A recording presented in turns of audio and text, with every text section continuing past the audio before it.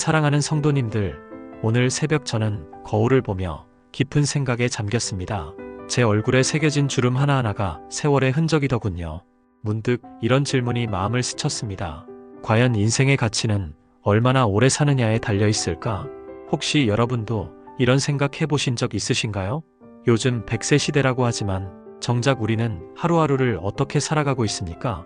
병원 대기실에 앉아 계신 어르신들을 보면 많은 분들이 시간이 너무 빠르다, 이제 남은 게 얼마나 될까 하며 한숨을 쉬십니다. 얼마 전에 한 할머니께서 제게 이런 말씀을 하셨습니다. 목사님, 젊었을 때는 시간이 느리게 가는 것 같더니 나이 들수록 시간이 쏜살같이 지나가요. 그런데 정작 의미 있게 산 날이 얼마나 될까 생각해보니 참 부끄럽더라고요. 그 말씀이 제 마음에 오랫동안 남아 있었습니다. 그런데 말입니다. 역사상 가장 짧은 생애를 사신 분이 계십니다. 바로 우리 주 예수 그리스도입니다.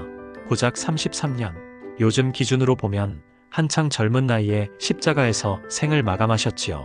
우리 주변에도 33세면 이제 막 사회생활에 적응하고 결혼하고 아이를 낳아 기르기 시작하는 나이 아닙니까? 어떤 분은 이렇게 말씀하십니다. 목사님, 예수님이 모세처럼 120세까지 사셨다면 얼마나 좋았을까요? 더 많은 병자를 고치시고 더 많은 제자를 기르시고 더 많은 말씀을 전하셨을 텐데, 또 어떤 분은 아브라함처럼 175세까지 사셨다면 온 세상 사람들이 다 복음을 들을 수 있었을 텐데. 아시지요? 저도 한때 그런 아쉬움이 있었습니다. 신학교 다닐 때 교수님께 이런 질문을 던진 적도 있습니다. 교수님, 하나님이 전능하시다면 예수님을 더 오래 살게 하실 수도 있었을 텐데 왜 그렇게 짧게 하셨을까요? 그때 교수님의 대답이 지금도 기억납니다. 그 짧음 속에 하나님의 완벽한 계획이 담겨 있다네. 하지만 성경을 깊이 묵상하면서 놀라운 사실을 발견했습니다. 예수님의 33년은 단순히 짧은 생애가 아니라 완벽하게 계획된 하나님의 시간표였다는 것입니다. 한순간도, 한 해도, 심지어 한 달도 우연히 정해진 것이 아니라는 말입니다. 지난주 한 권사님이 제게 이런 간증을 해주셨습니다. 목사님, 저는 올해로 78세인데 지난 50년 교회 생활을 하면서도 예수님의 생애가 왜 33년이었는지 진짜 의미를 몰랐어요. 그런데 최근에 남편을 천국으로 보내면서 깨달았어요. 길이가 아니라 깊이구나. 시간이 아니라 사명이구나. 그 권사님은 계속해서 이렇게 말씀하셨습니다. 남편이 마지막 3개월 병상에 있으면서 저는 매일 밤 기도했어요. 하나님, 조금만 더 시간을 주세요. 우리가 못다한 이야기가 많아요. 그런데 남편이 떠나고 나서 깨달았어요. 중요한 건 더 많은 시간이 아니라 주어진 시간을 어떻게 사용하느냐였구나. 바로 그겁니다. 성도님들, 오늘 우리가 함께 살펴볼 예수님의 33년은 인류 역사상 가장 짧으면서도 가장 깊은 생애였습니다. 그 안에는 창세부터 영원까지의 모든 구속사가 압축되어 있습니다. 통계를 보면 현재 우리나라 평균 수명이 82세라고 합니다. 그러면 예수님은 평균의 절반도 못 사신 것입니다. 그런데 2000년이 지난 지금도 온 세상이 예수님을 기억하고 따르고 경배하고 있습니다. 이것이 바로 기적입니다. 지금 이 영상을 보고 계신 여러분에게 묻고 싶습니다. 당신의 남은 시간을 어떻게 채워가고 계십니까? 더 많은 재산을 모으기 위해서입니까? 더 높은 지위에 오르기 위해서입니까? 아니면 더 오래 살기 위해서입니까? 혹시 여러분 중에 이런 분 계시지 않습니까? 이제 나이도 들었고 건강도 예전 같지 않은데 내가 뭘 할 수 있을까? 자녀들도 다 독립했고 은퇴도 했는데 이제 무의미하게 시간만 보내고 있는 건 아닐까? 만약 그런 생각을 하고 계시다면 오늘 이 메시지가 여러분의 마음을 완전히 바꿔놓을 것입니다. 오늘 우리는 예수님의 33년을 따라가면서 진정한 인생의 가치가 무엇인지 발견하게 될 것입니다. 베들레헴 마구간에서부터 골고다 십자가까지, 그리고 부활의 영광까지, 그 여정 속에 숨겨진 하나님의 놀라운 비밀들을 하나씩 풀어가겠습니다. 여러분, 준비되셨습니까? 지금부터 우리는 단순한 역사 공부가 아니라 우리 인생을 완전히 바꿀 수 있는 영적 여행을 시작하려 합니다. 세상의 위대한 인물들을 떠올려 보십시오. 알렉산드로스 대왕은 마케도니아 왕궁에서 태어났고 시저는 로마의 귀족 가문 출신이었습니다. 중국의 황제들은 자금성 같은 화려한 궁전에서 태어났지요. 우리나라 조선의 왕들도 모두 궁궐에서 태어나 금은 보화에 둘러싸여 자랐습니다. 심지어 현대에 성공한 인물들도 마찬가지입니다. 대기업 회장의 아들은 고급 병원 특실에서 태어나고 유명 연예인의 자녀는 최고급 산부인과에서 첫 울음을 터뜨립니다. 세상은 좋은 환경에서 태어나는 것이 성공의 시작이라고 말합니다. 그런데 온 우주의 주인이신 하나님의 아들은 어디서 태어나셨습니까? 누가복음 2장 7절을 함께 읽어보겠습니다. 첫 아들을 낳아 강보로 싸서 구유에 뉘었으니 이는 여관에 있을 곳이 없음이러라. 구유입니다. 짐승들이 여물을 먹는 그 나무통에서 인류의 구원자가 첫 울음을 터뜨리셨습니다. 참 이상하지 않습니까? 온 우주를 창조하신 분의 아들이 왜 하필 그 작고 냄새나는 구유에서 태어나야 했을까요? 로마 황제 아우구스투스가 인구조사령을 내렸을 때 베들레헴은 사람들로 북적였습니다. 다윗의 고향이니까 다윗의 후손들이 모두 몰려든 것입니다. 그런데 정작 다윗의 가장 위대한 후손이신 예수님을 위한 자리는 없었습니다. 여관마다 만실이었고 친척집도 비좁았습니다. 요즘으로 치면 어떨까요? 추석이나 설날에 고향에 내려가도 모텔마다 만실이고 펜션도 다 찼을 때의 상황과 비슷했을 것입니다. 그런데 마리아는 임신 9개월의 몸으로 나사렛에서 베들레헴까지 걸어서 4, 5일은 걸리는 먼 길을 왔습니다. 얼마나 힘드셨겠습니까? 그런 상황에서 요셉과 마리아가 찾은 곳이 마구간이었습니다. 아마도 여관 주인이 차마 임신한 여인을 그냥 돌려보낼 수는 없어서 여관은 꽉 찼지만 뒤편 마구간이라도 하며 내준 것 같습니다. 그곳에는 소와 양, 나귀들이 있었을 것입니다. 동물들의 체온으로 다른 곳보다는 따뜻했을 수도 있었겠지요. 여기서 구유라는 단어를 히브리어 원어로 살펴보면 에브우스인데 이는 단순히 사료통이 아닙니다. 이 단어의 어근 아바스는 살찌우다, 기르다, 양육하다는 뜻을 담고 있습니다. 얼마나 놀라운 하나님의 계획인지요. 짐승의 몸을 살찌우던 그 자리에 이제는 인간의 영혼을 살찌우실 생명의 떡이신 예수님을 두신 것입니다. 헬라어로는 파트네라고 하는데 이는 먹이를 담는 그릇이라는 의미입니다. 예수님께서 나중에 내가 생명의 떡이라고 말씀하신 것과 얼마나 놀라운 연결인지 모릅니다. 짐승들의 육신의 양식을 담던 그릇에 이제는 인간들의 영혼의 양식이 되실 분이 누워 계신 것입니다. 또한 구약 이사야 1장 3절은 이렇게 예언했습니다. 소는 그 임자를 알고 나귀는 주인의 구유를 알 것만은 이스라엘은 알지 못하고 나의 백성은 깨닫지 못하는도다. 짐승들조차 자신의 구유를 아는데 정작 사람들은 생명의 떡이신 예수님을 알아보지 못한다는 뼈아픈 지적입니다. 실제로 그 밤 베들레헴에서 예수님의 탄생을 가장 먼저 알린 것은 들판의 목자들이었습니다. 당시 목자는 사회적으로 천한 신분이었습니다. 법정에서 증언할 자격도 없는 사람들이었지요.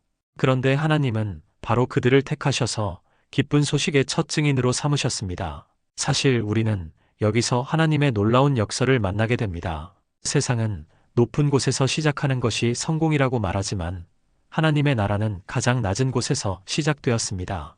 왕궁이 아니라 마구간에서, 침상이 아니라 구유에서 말입니다. 미가 5장 2절의 예언을 보면 이미 이것이 계획되어 있었음을 알 수 있습니다. 베들레헴 에브라다야, 너는 유다 족속 중에 작을지라도 이스라엘을 다스릴 자가 내게서 내게로 나올 것이라.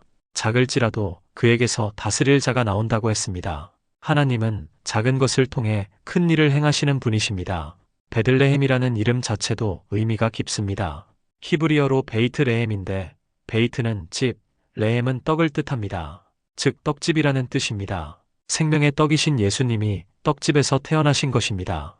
우연이 아닙니다. 하나님의 완벽한 계획이었습니다. 성도님들, 이 말씀이 우리에게 던지는 질문은 이것입니다.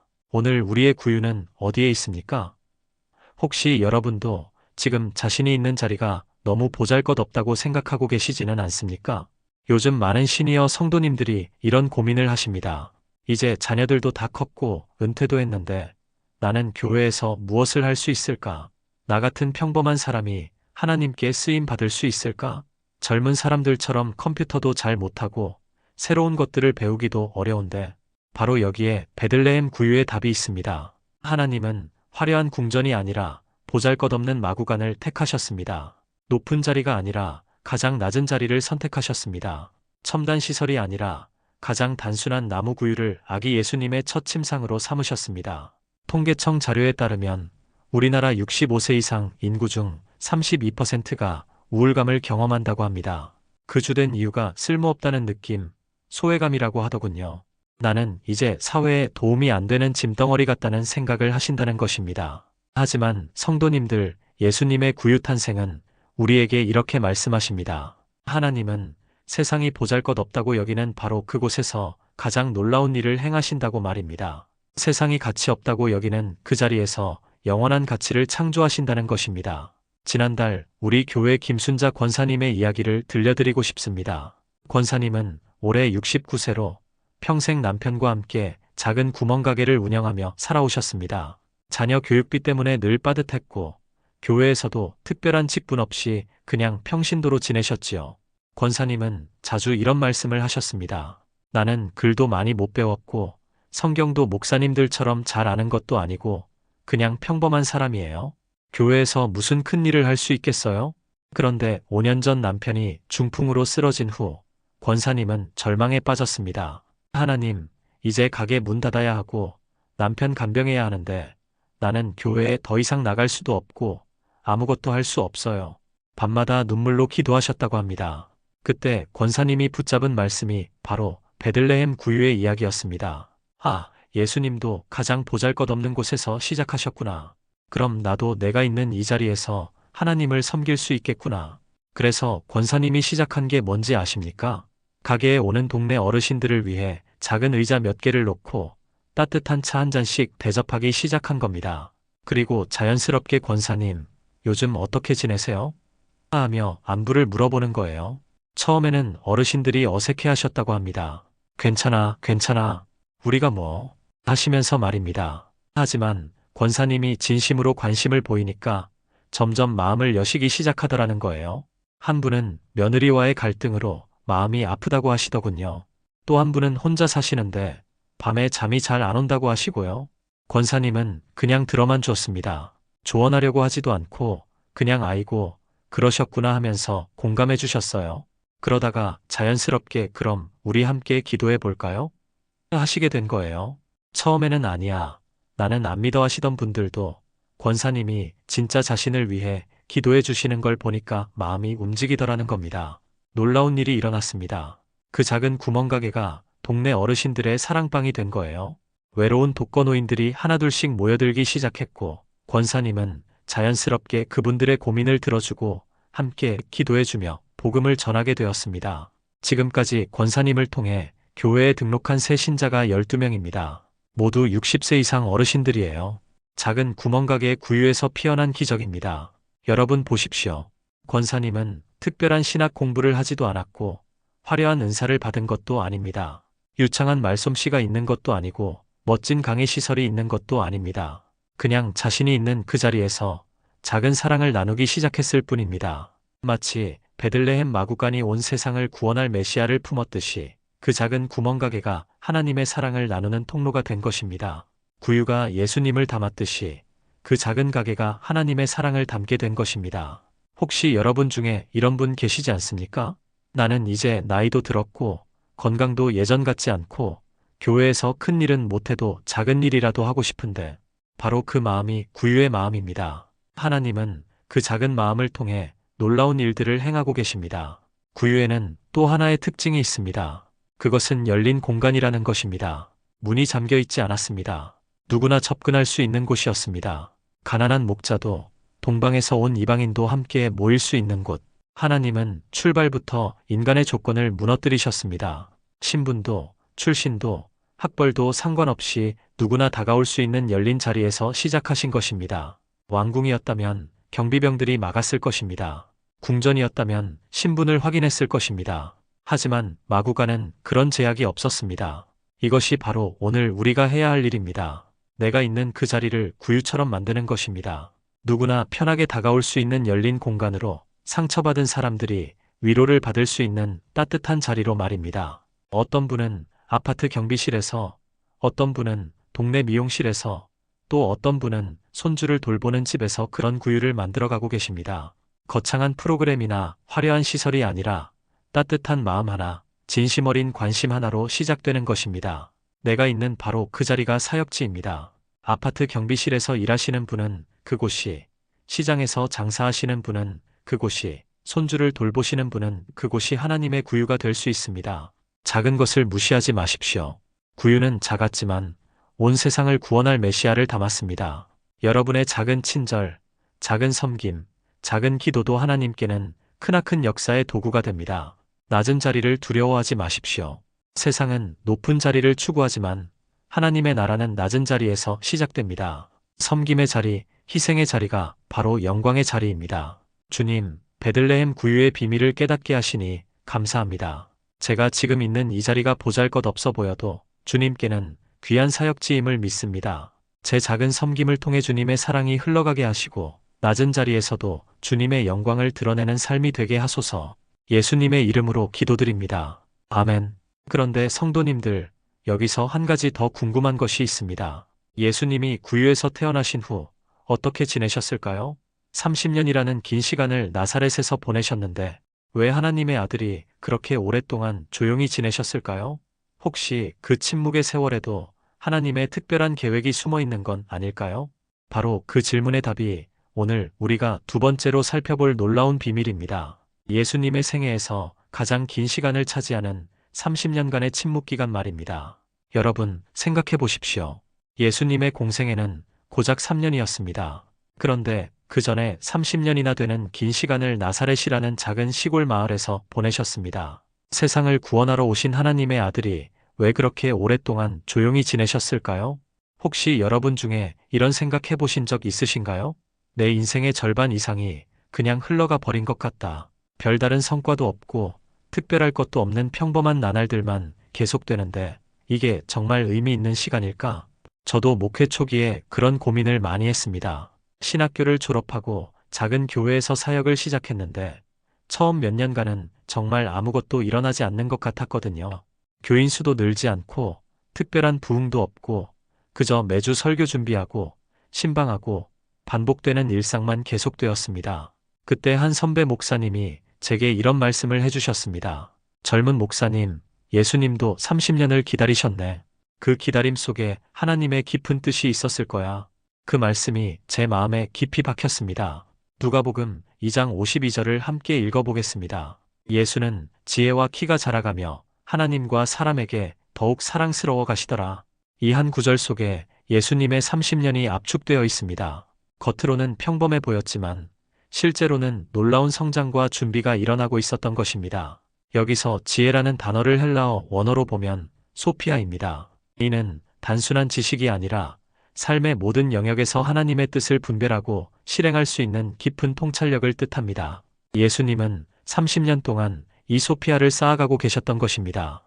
또한 키가 자라간다는 것은 헬라어로 헬리키아인데 이는 단순히 신체적 성장만을 뜻하는 것이 아닙니다. 나이에 걸맞는 성숙함, 인격적 완성도를 포함하는 개념입니다.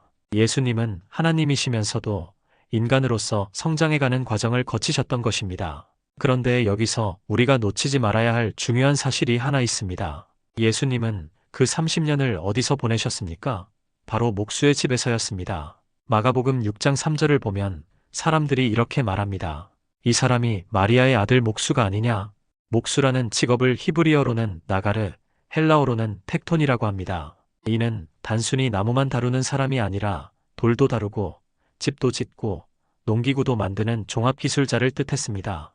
당시 팔레스타인 지역에서는 나무가 귀했기 때문에 목수들은 주로 돌을 많이 다뤘다고 합니다. 상상해 보십시오. 온 우주를 창조하신 하나님의 아들이 매일 아침 일찍 일어나서 무거운 돌을 나르고 거칠고 딱딱한 나무를 깎고 손에 가시가 박혀도 묵묵히 일하셨던 모습을요. 땀에 젖어 흙투성이가 되어 집으로 돌아오시는 예수님의 모습을요. 왜 하나님의 아들이 그런 고된 노동을 하셔야 했을까요? 여기에 놀라운 하나님의 계획이 숨어 있습니다. 예수님은 십자가에서 못 박히실 때 그 나무의 무게와 거칠음을 누구보다 잘 아셨을 것입니다. 30년 동안 나무와 돌을 다루셨기 때문에 말입니다. 또한 목수는 부서진 것을 고치는 직업입니다. 망가진 농기구를 수리하고 낡은 가구를 새 것처럼 만들고 무너진 집을 다시 세우는 일을 하지요. 예수님이 나중에 수고하고 무거운 짐진 자들아 다 내게로 오라고 말씀하실 때 그분은 이미 30년 동안 부서진 것들을 고치는 일에 익숙하셨던 것입니다. 지난해 우리 교회에 출석하시는 한 집사님이 제게 이런 간증을 해주셨습니다. 그분은 30년간 자동차 정비소를 운영하셨는데 은퇴를 앞두고 내 인생이 그냥 차만 고치며 보낸 게 아닌가 하는 허무감에 빠져 계셨다고 합니다. 그런데 어느 날 예수님의 목수 시절을 묵상하시다가 깨달음을 얻으셨다는 거예요. 아, 예수님도 30년간 부서진 것들을 고치는 일을 하셨구나. 그럼 내가 30년간 고장난 차들을 고친 것도 단순한 생계가 아니라 하나님의 일이었구나. 그 후부터 그 집사님의 정비소에는 변화가 일어났습니다. 차를 고치러 온 손님들과 자연스럽게 대화를 나누고 그들의 고민을 들어주고 때로는 함께 기도해드리기 시작한 것입니다. 차도 고치지만 마음도 고쳐드릴게요 하면서 말입니다. 여러분 보십시오. 예수님의 30년은 결코 무의미한 시간이 아니었습니다. 그분이 나중에 나는 선한 목자라 말씀하실 때 그분은 이미 목자들의 삶을 가까이에서 보고 계셨습니다. 나는 길이요, 진리요, 생명이라 하실 때 그분은 이미 수많은 길을 만들어 보셨습니다. 혹시 지금 여러분 중에 이런 분 계시지 않습니까? 나는 평생 똑같은 일만 반복하며 살아왔는데 이게 정말 하나님이 원하시는 삶일까? 바로 그 반복 속에서 하나님은 여러분을 준비시키고 계시는 것입니다. 통계를 보면 우리나라 직장인들의 평균 근무 기간이 5년 정도라고 합니다. 젊은 세대는 더 짧아서 2, 3년에 한 번씩 직장을 바꾸는 경우가 많다고 하지요.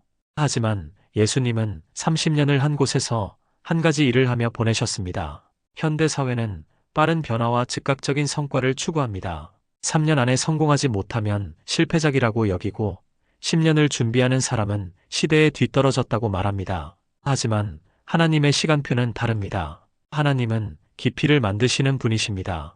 침묵의 30년 동안 예수님은 무엇을 하셨을까요? 마태복음 13장에서 예수님이 씨 뿌리는 비유, 겨자씨 비유, 누룩 비유를 말씀하시는데 이 모든 이야기들은 나사렛 시골에서 30년을 보내시며 직접 보고 경험하신 것들이었을 것입니다. 또한 예수님은 그 기간 동안 성경을 깊이 묵상하셨을 것입니다. 나중에 공생애 때 구약 성경을 자유자재로 인용하시고 바리새인들과 토론하실 때도 막힘없이 말씀하시는 모습을 보면 그 기초가 바로 30년간의 말씀 묵상이었음을 알 수 있습니다. 무엇보다 예수님은 그 시간 동안 기도하셨을 것입니다. 새벽마다 일어나 아버지 하나님과 교제하시고 앞으로 감당하셔야 할 십자가의 길을 준비하셨을 것입니다. 겟세마네 동산에서 아버지의 뜻대로 하소서 기도하실 수 있었던 것도 30년간의 기도 훈련이 있었기 때문입니다. 주님, 제가 지금 살아가고 있는 이 평범한 일상 속에서도 주님의 깊은 뜻을 발견하게 하소서. 반복되는 하루하루가 무의미해 보일 때도 주님께서 저를 준비시키고 계심을 믿게 하소서. 30년을 묵묵히 기다리신 예수님처럼 저도 인내하며 성숙해져가는 삶이 되게 하소서. 아멘. 그런데 성도님들, 예수님이 30년의 준비를 마치시고 드디어 공적인 사역을 시작하실 때가 되었습니다. 바로 30세 되던 해였지요. 그때 예수님이 가장 먼저 하신 일이 무엇인지 아십니까? 많은 사람들이 예상할 수 있는 것은 성전에서 화려한 선포식을 하시거나 예루살렘에서 대규모 집회를 여시는 것이었을 것입니다. 하지만 예수님이 선택하신 것은 전혀 달랐습니다. 바로 요단강에서 세례를 받는 것이었습니다. 마태복음 3장의 장면을 함께 떠올려 보겠습니다. 요단강 변에는 세례 요한이 서 있었고 죄를 회개하려는 사람들이 줄을 서서 기다리고 있었습니다. 그런데 그 줄 맨 뒤에 예수님이 서 계셨습니다. 죄가 없으신 분이 죄인들과 함께 줄을 서 계신 것입니다. 세례 요한도 깜짝 놀랐습니다. 마태복음 3장 14절에서 그는 이렇게 말합니다. 내가 당신에게 세례를 받아야 할 터인데 당신이 내게로 오시나이까? 당연한 반응이었습니다. 메시아가 자신에게 세례를 받겠다고 하시니 당황스러웠을 것입니다. 그때 예수님이 하신 대답이 참으로 놀랍습니다. 마태복음 3장 15절입니다. 이제 허락하라. 우리가 이와 같이 하여 모든 의를 이루는 것이 합당하니라. 우리가 이와 같이 하여 모든 의를 이룬다는 것입니다. 여기서 의라는 단어를 헬라어 원어로 보면 디카이오시네입니다. 이는 단순히 도덕적으로 옳다는 뜻이 아닙니다. 하나님의 뜻에 완전히 부합한다는 의미입니다. 즉 예수님이 세례를 받으시는 것이 하나님의 계획에 정확히 맞아떨어지는 일이라는 말씀입니다.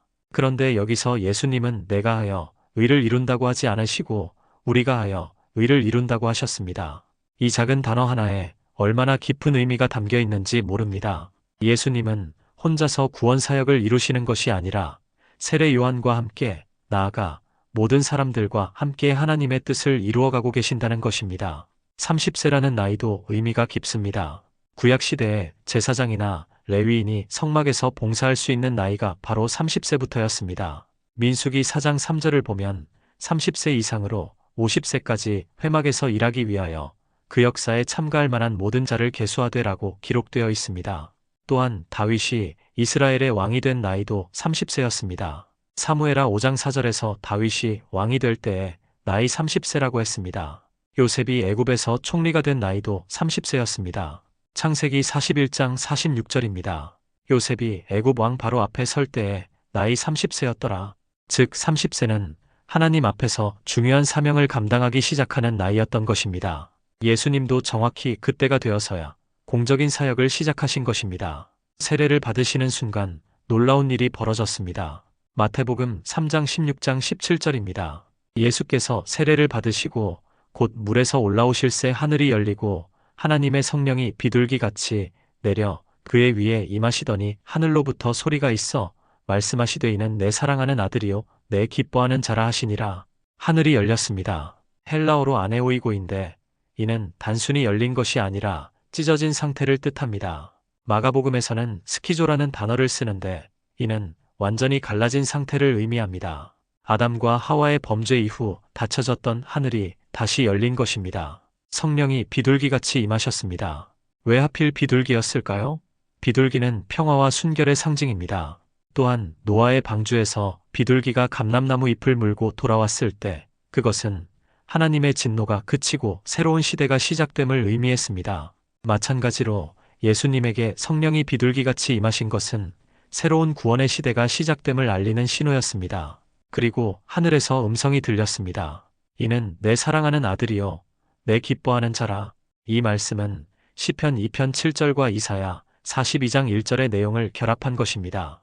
구약의 두 예언이 예수님 안에서 성취된 순간이었습니다.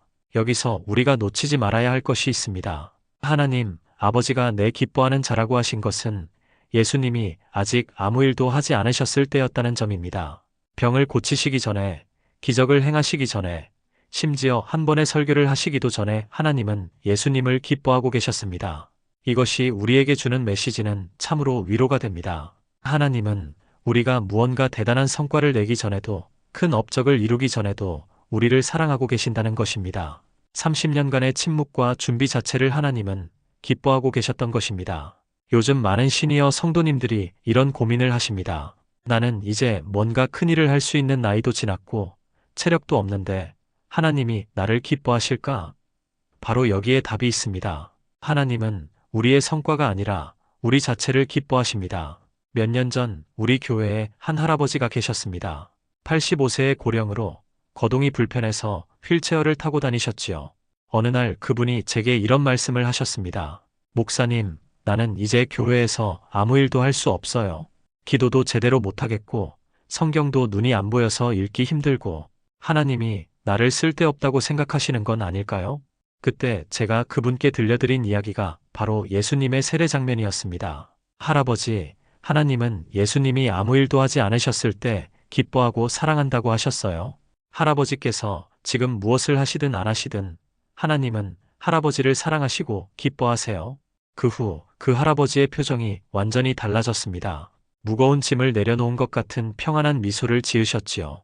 그리고는 그럼 나는 그냥 하나님께 사랑받기만 해도 되는구나 하시더니 그 후로는 누구보다 밝고 감사한 모습으로 예배에 참석하셨습니다. 예수님의 세례는 또한 완전한 순종의 모델을 보여줍니다. 예수님에게는 죄가 없으셨기 때문에 회개의 세례가 필요 없으셨습니다. 하지만 하나님의 뜻을 이루기 위해 기꺼이 순종하셨습니다. 이것이 바로 우리가 배워야 할 순종의 자세입니다. 세례 받으신 후 예수님은 곧바로 광야로 나가 40일 금식을 하십니다. 세상적으로 보면 참 이상한 순서입니다. 하늘에서 내 사랑하는 아들이라는 음성을 들으셨으니 이제 화려하게 사역을 시작하실 법도 한데 오히려 광야의 시험으로 향하신 것입니다. 하지만 이것이 하나님의 방식입니다. 축복 후에는 시험이, 은혜 후에는 연단이 따릅니다. 예수님도 예외가 아니셨습니다. 30년의 준비와 세례의 확인을 거친 후에도 여전히 시험의 과정을 거치셔야 했던 것입니다.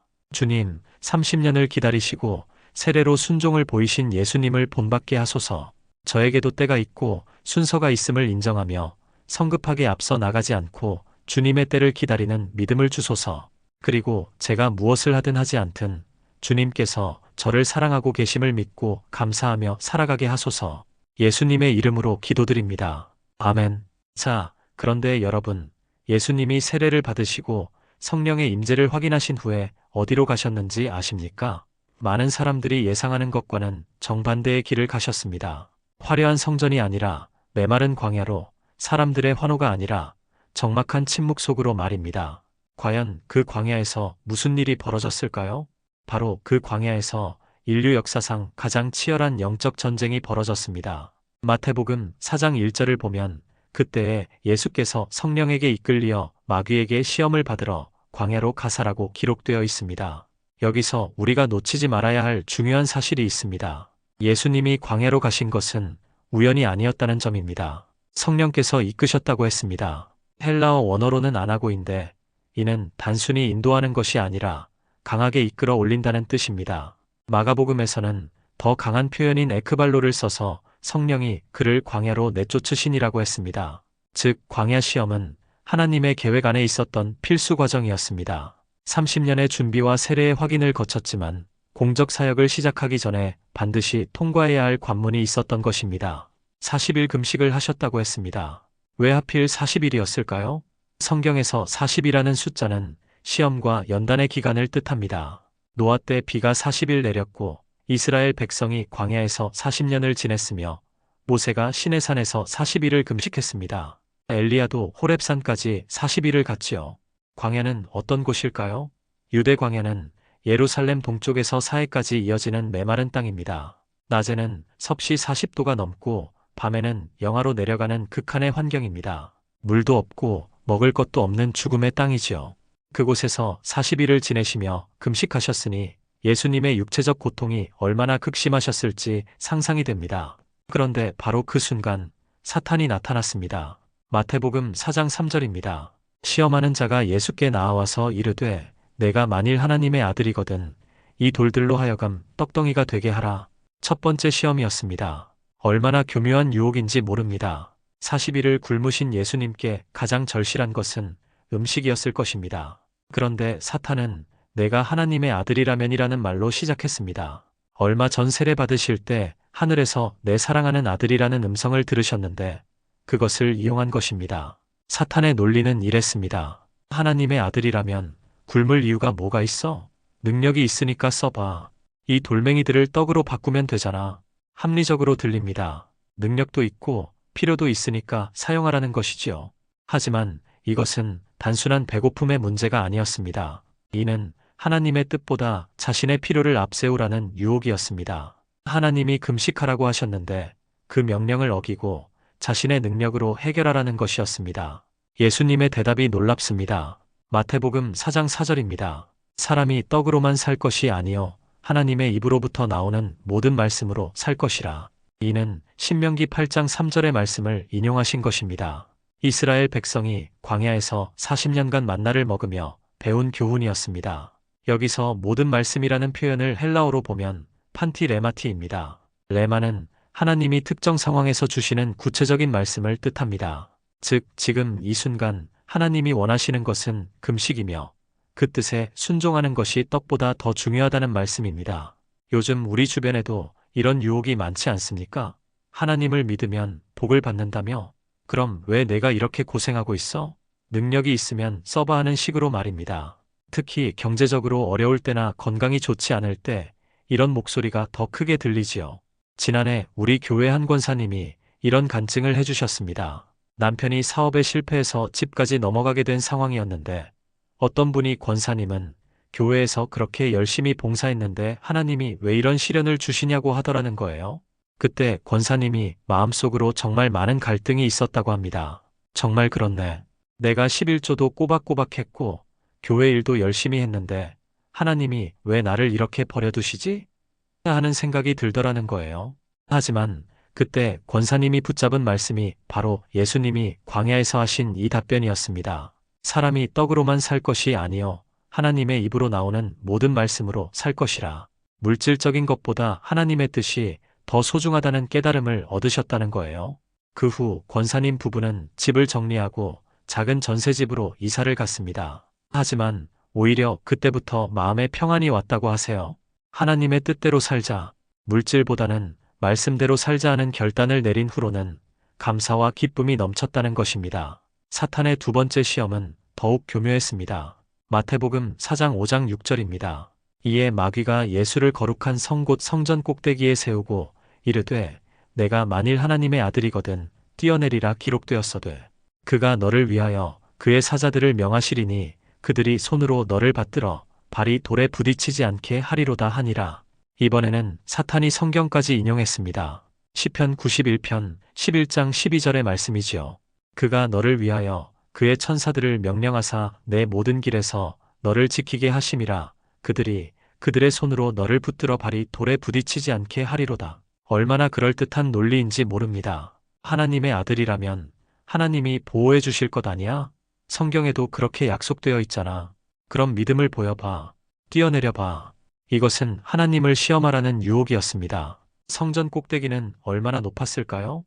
요세푸스의 기록에 따르면 성전 꼭대기에서 기드론 골짜기까지의 높이가 약 180m였다고 합니다.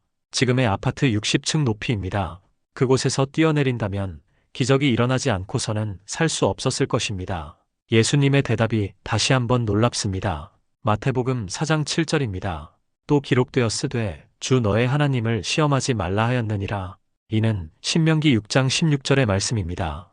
여기서 중요한 것은 예수님이 성경을 성경으로 해석하셨다는 점입니다. 사탄이 성경 구절을 인용했지만 그것은 문맥을 무시한 잘못된 해석이었습니다. 시편 91편의 약속은 하나님의 뜻 안에서 걸어갈 때 주어지는 보호에 대한 것이지 무모한 행동을 하라는 뜻이 아니었습니다. 이 두 번째 시험은 오늘날 우리에게도 많이 나타납니다.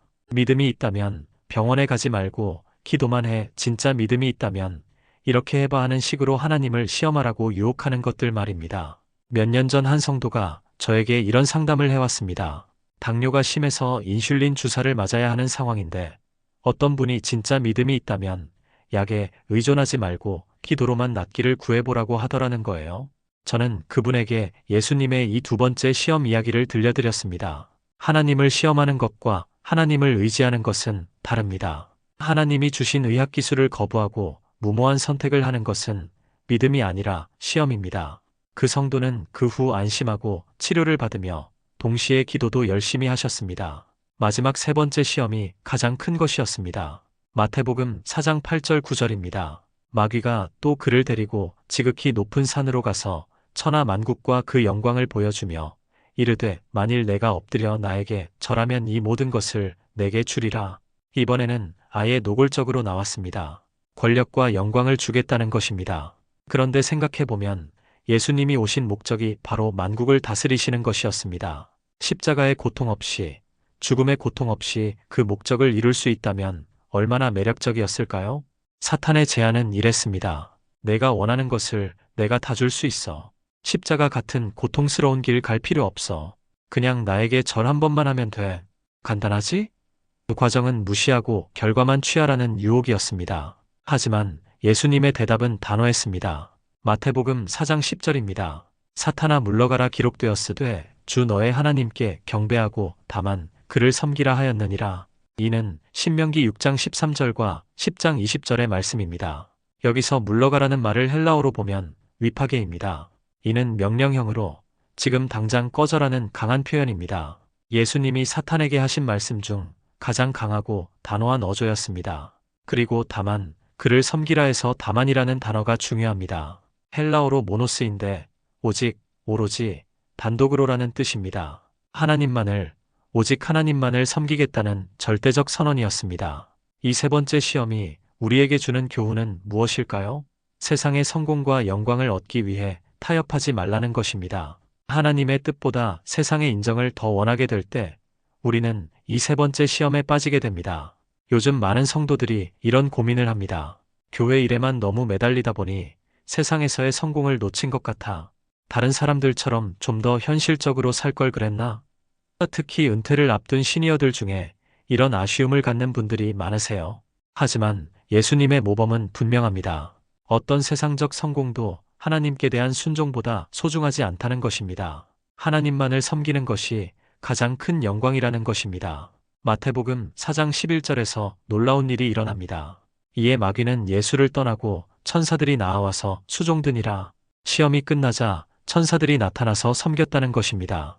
40일 동안 굶으신 예수님께 천사들이 음식을 갖다 드렸을 것입니다. 이것이 우리에게 주는 메시지입니다. 시험을 이기고 나면 하나님의 공급하심이 따른다는 것입니다. 당장 눈에 보이는 유익을 포기하고 하나님의 뜻에 순종할 때 하나님은 더 좋은 것으로 채워주신다는 것입니다. 주님, 세상의 유혹이 그럴듯하게 다가올 때마다 말씀으로 이기신 예수님을 본받게 하소서. 물질의 유혹에 흔들리지 않게 하시고 하나님을 시험하는 교만에 빠지지 않게 하시며 세상의 영광보다 하나님의 뜻을 더 사랑하는 마음을 주소서. 예수님의 이름으로 기도드립니다. 아멘. 그런데 성도님들, 광야에서의 시험을 이기신 예수님이 이제 본격적인 사역을 시작하실 때가 되었습니다. 과연 하나님의 아들은 어떤 사람들을 택하셔서 함께 일하기 시작하셨을까요? 당연히 학식 있고 능력 있는 사람들을 선택하셨을 것 같은데 말입니다. 마태복음 4장 18절을 함께 보겠습니다. 갈릴리 해변에 다니시다가 두 형제 곧 베드로라 하는 시몬과 그의 형제 안드레가 바다에 금을 던지는 것을 보시니 그들은 어부라. 갈릴리 해변입니다. 예루살렘 성전이 아니었습니다. 랍비들이 모여있는 회당도 아니었습니다. 그냥 평범한 어촌 마을의 해변가였습니다. 그리고 그곳에서 그물을 던지며 고기를 잡고 있는 평범한 어부들을 보셨습니다. 당시 갈릴리는 어떤 곳이었을까요? 예루살렘 사람들이 보기에는 변방의 시골이었습니다. 이사야 9장 1절에서 갈릴리를 이방의 갈릴리라고 부른 것처럼 유대인들도 좀 무시하는 지역이었지요. 그런 곳에서 예수님은 제자들을 찾으신 것입니다. 어부라는 직업도 그 시대에는 그리 높게 평가받지 못했습니다. 학문을 연구하는 바리새인이나 제사장들에 비하면 사회적 지위가 낮았지요. 손에는 늘 비린내가 배어있고 얼굴은 바다바람에 거칠어진 사람들이었습니다. 그런데 예수님이 그들에게 하신 말씀이 놀랍습니다. 마태복음 4장 19절입니다. 나를 따라오라. 내가 너희를 사람을 낚는 어부가 되게 하리라. 사람을 낚는 어부라는 표현이 얼마나 아름다운지 모릅니다. 여기서 낚는다는 단어를 헬라어로 보면 할리에우오인데 이는 단순히 고기를 잡는 것이 아니라 살려서 건져내는 것을 뜻합니다. 죽음의 바다에 빠져있는 사람들을 살려서 건져내는 일이 바로 복음 전도라는 말씀입니다. 베드로와 안드레의 반응이 또한 놀랍습니다. 마태복음 4장 20절입니다. 그들이 곧 그물을 버려두고 예수를 따르니라. 곧 그물을 버려두고 따랐다는 것입니다. 헬라어로는 유데오스인데 즉시 지체하지 않고라는 뜻입니다. 이들에게는 그물이 생계수단이었습니다. 어부에게 그물은 생명줄 같은 존재지요. 그런데 그것을 버리고 따랐다는 것은 모든 것을 포기하고 예수님께 인생을 걸었다는 의미입니다. 야고보와 요한 형제도 마찬가지였습니다. 마태복음 4장 21절 22절입니다.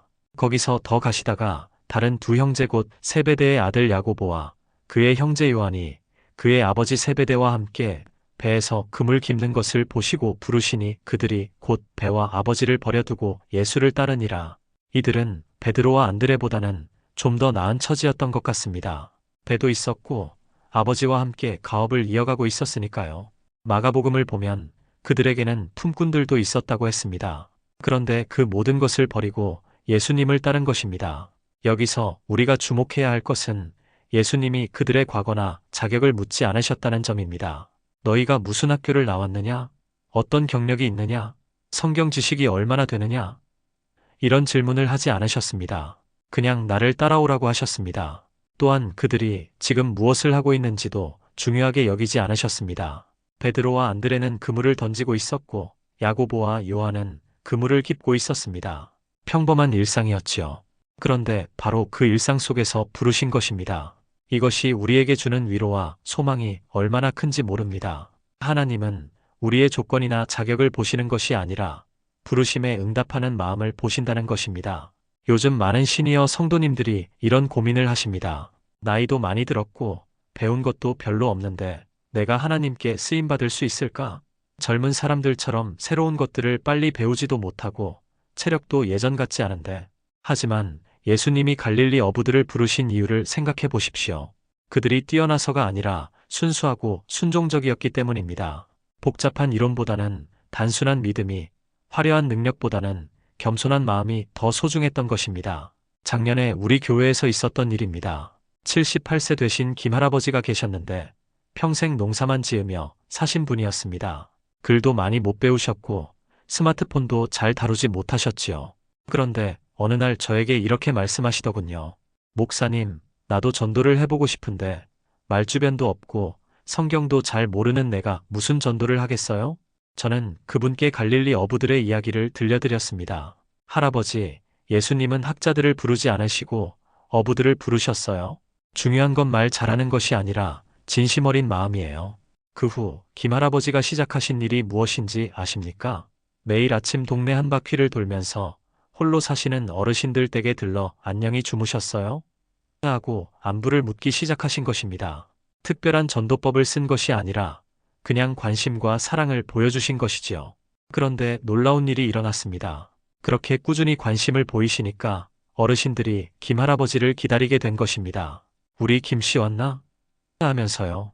그리고 자연스럽게 교회 한번 나가볼까? 하게 되신 거예요. 지금까지 김할아버지를 통해 교회에 나오게 된 어르신들이 8분입니다. 화려한 전도법이나 깊은 신학 지식으로 한 것이 아니라 그냥 진심 어린 관심과 사랑으로 이루신 일입니다. 마치 갈릴리 어부들이 단순한 순종으로 큰 일을 이룬 것처럼 말입니다. 베드로가 나중에 오순절날 한 번의 설교로 3,000명이 회개하게 된 것도, 야고보가 초대교회의 기둥이 된 것도, 요한이 사랑의 사도가 된 것도 모두 갈릴리 해변에서 시작된 단순한 순종에서 비롯되었습니다. 또한 우리가 주목해야 할 것은 예수님이 개인이 아니라 공동체를 만드셨다는 점입니다. 베드로 혼자가 아니라 안드레와 함께, 야고보 혼자가 아니라 요한과 함께 부르셨습니다. 하나님의 일은 혼자 하는 것이 아니라 함께 하는 것이라는 메시지입니다. 요즘 개인주의 시대에 살다 보니 나 혼자서도 충분히 신앙생활 할 수 있어라고 생각하는 분들이 많습니다. 하지만 예수님의 모범은 다릅니다. 공동체 안에서 서로 도우며 함께 성장해가는 것이 하나님이 원하시는 방식입니다. 갈릴리 어부들이 우리에게 주는 또 하나의 교훈은 과거의 경험이 새로운 사명에서도 유용하다는 것입니다. 그들이 물고기를 잡던 기술과 경험이 나중에 사람을 낚는 일에도 도움이 되었을 것입니다. 인내심, 끈기, 협동심 등 어부의 덕목들이 전도자의 덕목이 되었던 것입니다. 여러분이 지금까지 살아오시면서 쌓으신 모든 경험들도 마찬가지입니다. 자녀를 키우며 배운 인내, 직장 생활을 통해 얻은 지혜, 인생의 풍파를 겪으며 터득한 깊이, 이 모든 것들이 하나님께 쓰임받을 수 있는 소중한 자산입니다. 내가 있는 바로 그 자리에서 하나님의 부르심을 기다리십시오. 갈릴리 해변의 어부들처럼 평범한 일상 속에서도 예수님이 나타나실 수 있습니다. 중요한 것은 화려한 조건이 아니라 순종하는 마음입니다. 나이를 핑계로 포기하지 마십시오. 하나님에게는 불가능이 없습니다. 갈릴리의 무학한 어부들도 세상을 뒤흔드는 사도가 되었습니다. 여러분도 지금부터 시작하면 됩니다. 무엇보다 혼자가 아니라는 사실을 기억하십시오. 예수님이 함께 하시고 성도들이 함께 있습니다. 갈릴리 어부들이 서로 격려하며 힘든 길을 걸어갔듯이 우리도 서로 붙들어주며 나아가면 됩니다. 주님, 갈릴리 어부들을 부르신 것처럼 저희도 부르고 계심을 믿습니다. 나이나 조건에 상관없이 순종하는 마음으로 주님을 따라가게 하소서. 제가 있는 이 자리에서 사람을 낚는 어부가 되게 하시고 함께 동역할 성도들과 아름다운 공동체를 이루게 하소서. 예수님의 이름으로 기도드립니다. 아멘. 그렇다면 이제 예수님과 제자들은 어떤 사역을 시작하게 되었을까요? 과연 그들이 처음으로 경험하게 될 놀라운 일들은 무엇이었을까요? 갈릴리 해변에서 시작된 이 작은 무리가 어떻게 온 세상을 변화시키는 힘이 되었는지 그 비밀을 함께 알아보지 않으시겠습니까? 바로 그 놀라운 사역의 절정이 33세 되던 해 골고다 언덕에서 이루어졌습니다. 세상의 눈으로 보면 실패처럼 보였지만 실제로는 인류 역사상 가장 완벽한 승리였습니다. 요한복음 19장 30절의 장면을 함께 떠올려 보겠습니다. 예수께서 신 포도주를 받으신 후 이르시되 다 이루었다 하시고 머리를 숙이니 영혼이 떠나가시니라. 다 이루었다는 말씀, 헬라어로는 테텔레스타이입니다. 이 한 단어 속에 얼마나 깊은 의미가 담겨 있는지 모릅니다. 테텔레스타이는 단순히 끝났다는 뜻이 아닙니다. 완성되었다, 완전히 성취되었다는 의미입니다. 당시 상인들이 빚을 다 갚았을 때 영수증에 쓰던 단어이기도 했습니다. 즉 인류의 모든 죄값이 완전히 지불되었다는 선언이었던 것입니다. 33년이라는 짧은 생애였지만 그 안에는 하나님의 완벽한 계획이 모두 들어 있었습니다. 베들레헴 구유에서 시작해서 나사렛의 30년 침묵, 3년간의 공생애, 그리고 마침내 십자가의 완성까지 한순간도 무의미한 시간이 없었습니다. 세상은 길게 사는 것을 성공이라고 말합니다. 많은 것을 이루고 오래 기억되는 것을 가치 있다고 여깁니다. 하지만 예수님의 33년은 우리에게 전혀 다른 기준을 제시합니다. 중요한 것은 얼마나 오래 사느냐가 아니라 얼마나 충실하게 사느냐라는 것입니다. 지난 겨울 우리 교회에 계시던 박할머니의 이야기를 들려드리고 싶습니다.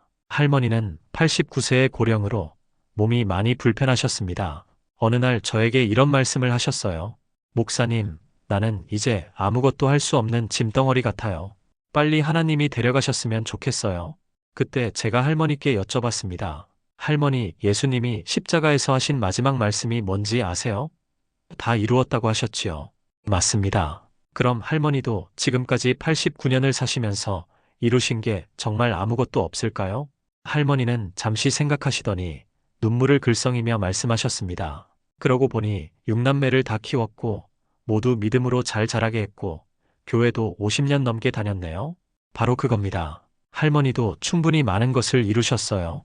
이제는 그냥 하나님의 사랑을 받으시면 됩니다. 그 후 할머니의 표정이 완전히 달라졌습니다. 자신을 무가치하게 여기던 마음 대신 하나님께 감사하는 마음이 충만해지셨어요. 그리고 6개월 후 정말 평안하게 천국으로 가셨는데 마지막까지 다 이루어졌다 하시며 미소를 지으셨습니다. 예수님의 33년이 우리에게 주는 또 하나의 위로는 짧아도 괜찮다는 것입니다. 요즘 100세 시대라고 하지만 정작 중요한 것은 나이가 아니라 그 안에 담긴 사랑과 순종입니다. 하루를 살아도 하나님의 뜻대로 살면 그것으로 충분합니다. 빌립보서 2장 8절은 예수님에 대해 이렇게 말합니다. 사람의 모양으로 나타나사 자기를 낮추시고 죽기까지 복종하셨으니 곧 십자가의 죽으심이라. 죽기까지 복종하셨다는 것입니다. 이것이 바로 완전한 삶의 모델입니다. 하지만 성도님들, 이야기는 여기서 끝나지 않았습니다. 십자가의 죽음이 마지막이 아니었습니다. 사흘 후에 예수님은 다시 살아나셨습니다. 그것도 전에 있던 생명이 아니라 완전히 새로운 차원의 생명으로 부활하신 것입니다. 고린도전서 15장 20절입니다. 그러나 이제 그리스도께서 죽은 자 가운데서 다시 살아나사 잠자는 자들의 첫 열매가 되셨도다. 첫 열매가 되셨다는 것은 앞으로 우리도 같은 부활의 생명에 참여하게 될 것이라는 약속입니다. 부활의 아침, 마리아 막달레나가 무덤에 갔을 때의 장면을 상상해 보십시오. 무거운 돌이 굴려져 있고 무덤은 텅 비어 있었습니다. 천사가 말했습니다. 그가 여기 계시지 않고 그가 말씀하시던 대로 살아나셨느니라. 예수님의 33년은 무덤에서 끝난 것이 아니라 부활로 이어진 것입니다. 그 짧은 생애가 영원한 생명의 시작이 된 것입니다. 시간이 영원과 만나는 놀라운 순간이었습니다. 이것이 우리에게 주는 희망이 얼마나 큰지 모릅니다. 우리의 인생도 죽음으로 끝나는 것이 아니라 영원한 생명으로 이어진다는 것입니다. 지금 비록 몸은 늙어가고 기력은 쇠하지만 이것이 전부가 아니라는 것입니다. 요한복음 11장 25장 26절에서 예수님이 마르다에게 하신 말씀을 기억하십시오.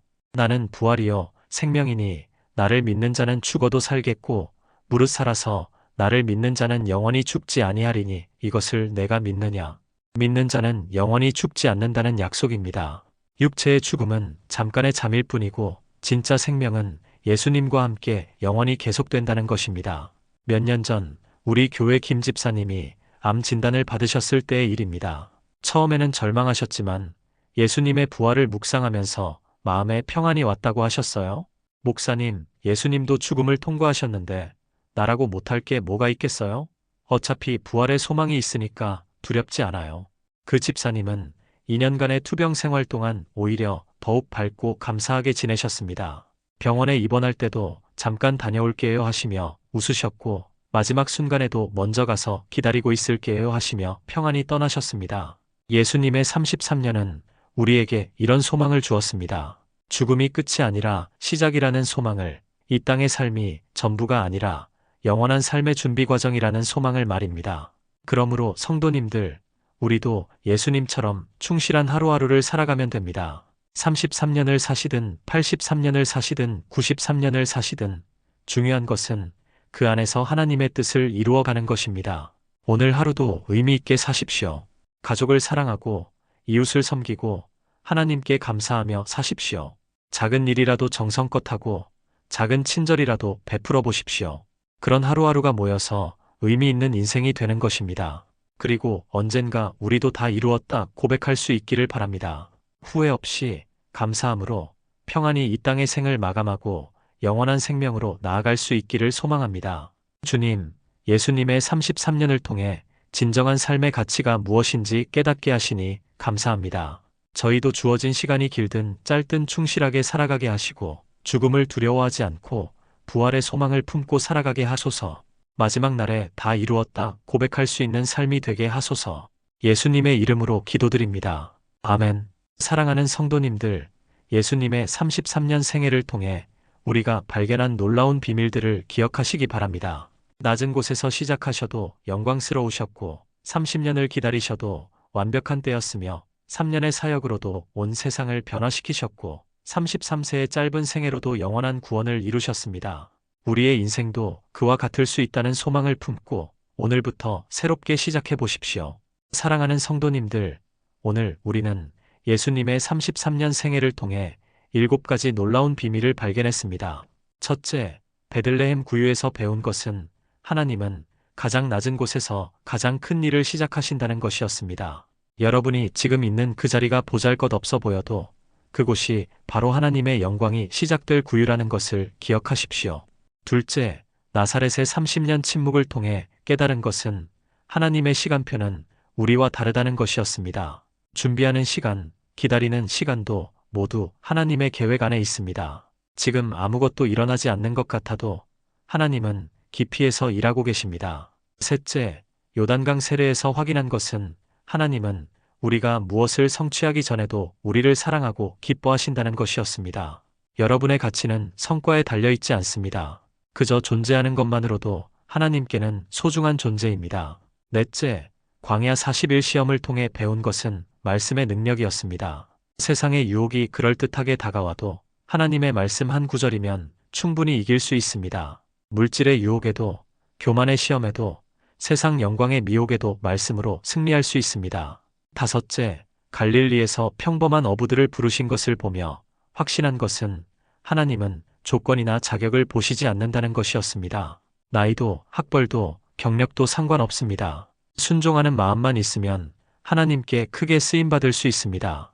여섯째, 십자가에서 다 이루었다 하신 말씀을 통해 깨달은 것은 완전한 삶의 기준이었습니다. 오래 사는 것이 아니라 충실하게 사는 것, 많이 이루는 것이 아니라 하나님의 뜻에 순종하는 것이 진정한 성공입니다. 일곱째, 부활을 통해 확인한 것은 죽음이 끝이 아니라는 영원한 소망이었습니다. 우리에게는 이 땅의 삶을 넘어서는 영원한 생명이 기다리고 있습니다. 이 7가지 비밀이 여러분의 남은 인생을 완전히 바꿔놓을 것입니다. 이제 더 이상 나이를 핑계로, 조건을 핑계로 포기하지 마십시오.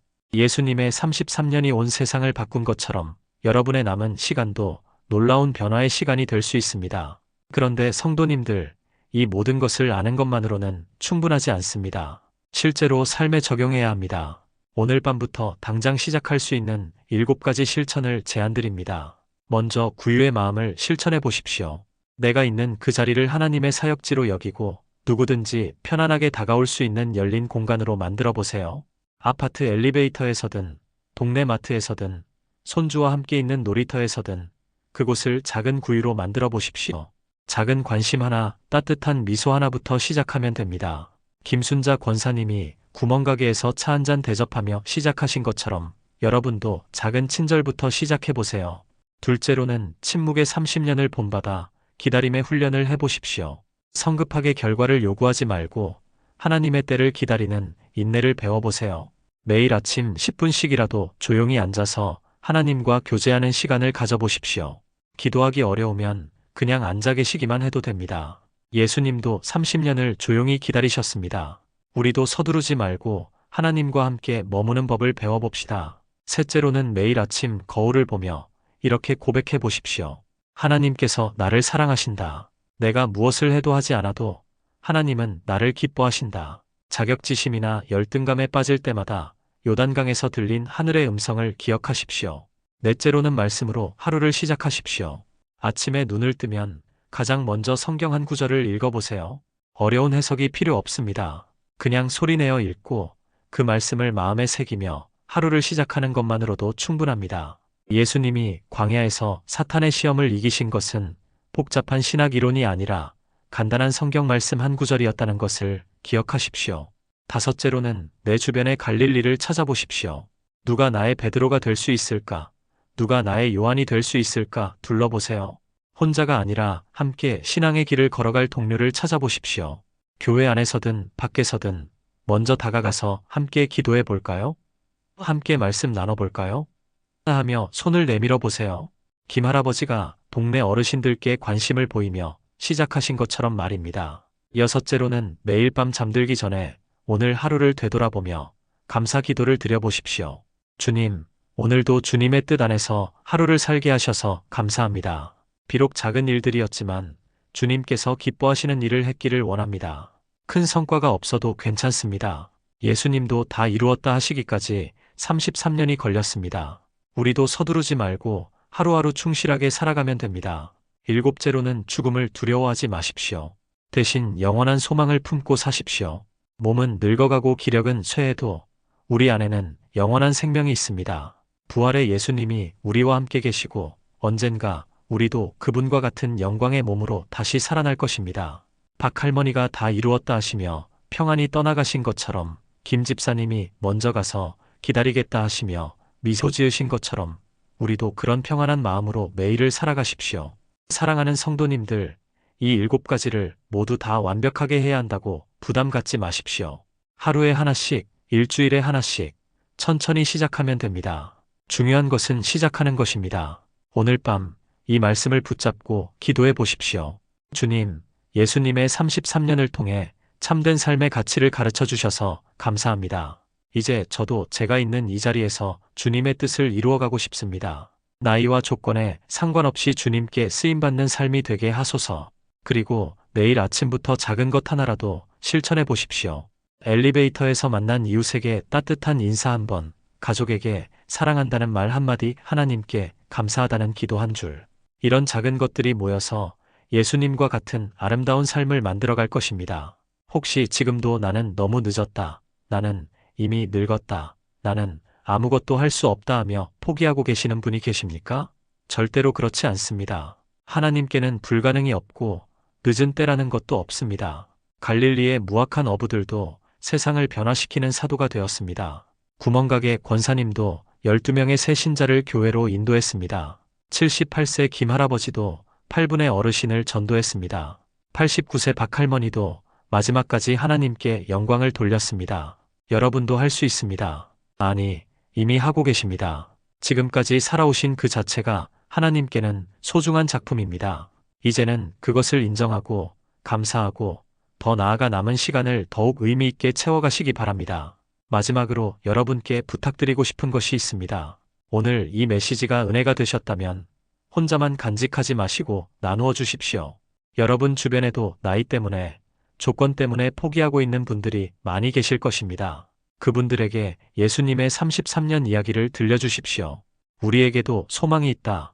우리도 아직 할 수 있는 일이 많다 하며 서로 격려해 주십시오. 갈릴리 어부들이 함께 예수님을 따랐듯이 우리도 함께 아름다운 신앙의 길을 걸어가면 좋겠습니다. 앞으로 여러분의 남은 인생이 예수님의 33년처럼 짧을 수도 있고 길 수도 있습니다. 하지만 중요한 것은 길이가 아니라 깊이입니다.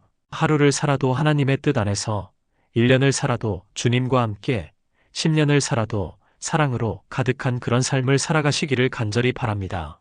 여러분의 삶이 베들레헴 구유처럼 겸손하면서도 영광스럽고 나사렛의 30년처럼 조용하면서도 의미 있으며 갈릴리의 부르심처럼 평범하면서도 위대하고 십자가의 완성처럼 고통스러워도 승리하며 부활의 소망처럼 죽음을 넘어서는 영원한 생명으로 충만하기를 축복합니다. 하나님의 놀라운 은혜와 한없는 사랑과 영원한 평강이 여러분과 여러분의 가정 위에 늘 함께 하시기를 축복합니다. 예수님의 33년이 여러분의 남은 인생에 새로운 희망과 용기가 되기를 기도합니다. 샬롬.